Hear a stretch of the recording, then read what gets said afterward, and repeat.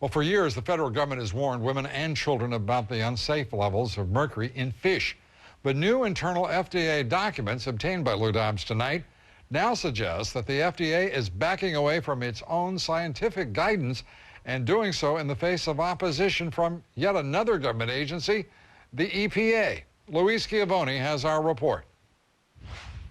As the clock runs out on the Bush administration's Food and Drug Administration, there's new concern about food safety guidelines, this time involving a potentially new take on mercury levels in fish. And it would put American children at risk for increased levels of mercury in their bodies and brain damage. A draft FDA report leaked to the Environmental Working Group and obtained by CNN retreats from a 2004 recommendation that pregnant and lactating women consume no more than 12 ounces of low mercury fish weekly.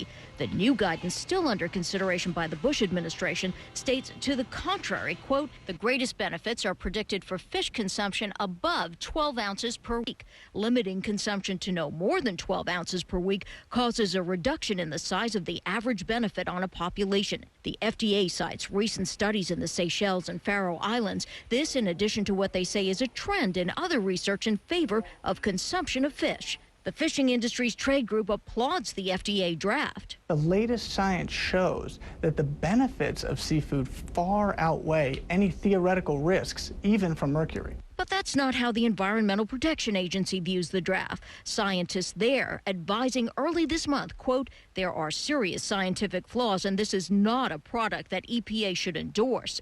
Unless FDA is prepared to put big red do not eat stickers on high mercury containing fish, things like shark, swordfish, mackerel, or tilefish. The agency should be very clear that consumption of fish during pregnancy carries some risk. The FDA tells CNN the report in question is still in draft status, and the FDA is working in conjunction with the EPA in a process involving, quote, ample public input.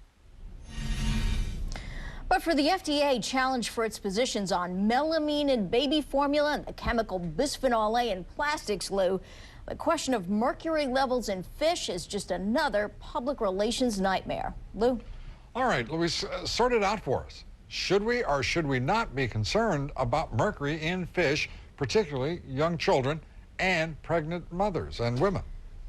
The issue is whether or not there are ample levels of mercury in the big fish. They're talking about the big fish like the tuna, especially albacore tuna, swordfish, tilefish, shark.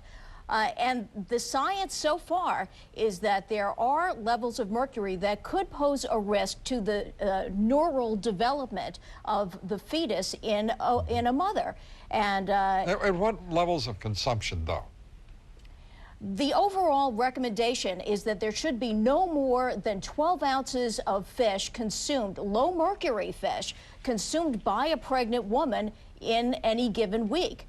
Now, the fish industry is, of course, thrilled with this new draft proposal by the FDA that you can eat more than 12 ounces, and in fact, it's good for you.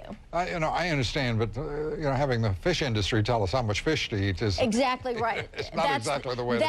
And that's, as we know, Lou, has been the issue with the Food and Drug Administration. The charge is that they are closer to the industry than to the people they're supposed to be serving. For pregnant women. For mothers of young children, for those and fathers of young children, where can they go to get intelligent, honest, objective guidelines on the safety of consuming fish and which fish containing the greatest and the lowest amounts of mercury? Well, the recommendations still are up on the EPA websites. You can go to any of the public interest groups. They will tell you these recommendations have not changed yet. We're just talking about a draft report that we at LouDobbs tonight were able to obtain. All right, Louise, thank you very much. Louise Schiavone.